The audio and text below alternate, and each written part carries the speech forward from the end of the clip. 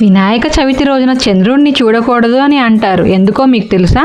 ఈ మాట వెనుక ఒక ఆశ్చర్యమైన కథ దాగి ఉంది. ఒకసారి భాద్రపద శుద్ధ చవితి రోజు దేవలోకంలో మహోత్సవం జరిగింది. దేవతలందరూ వినాయకుడికి పూజలు అర్పించారు. అందరూ కలిసి లడ్డూలు, ఉండ్రాళ్ళు, మోదకాలు, పాయసం ఇలా ఎన్నో రకాల పిండి వంటలు సిద్ధం చేశారు. వినాయకుడు సంతోషంగా స్వీకరించారు.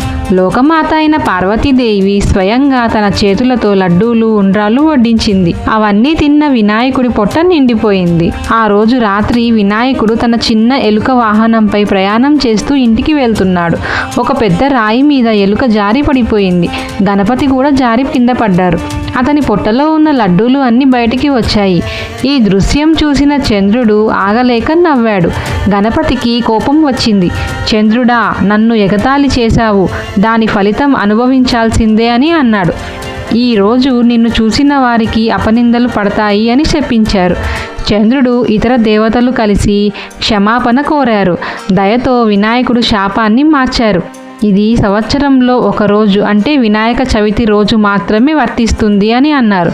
అప్పుడు శాపాన్ని నివారించడానికి శమంతకమణి కథ లేదా గణపతి కథ వినాలని సూచించారు. అలా వినాయక చవితి రోజున చంద్రుణ్ణి చూడకూడదని సంప్రదాయం ప్రారంభమైంది.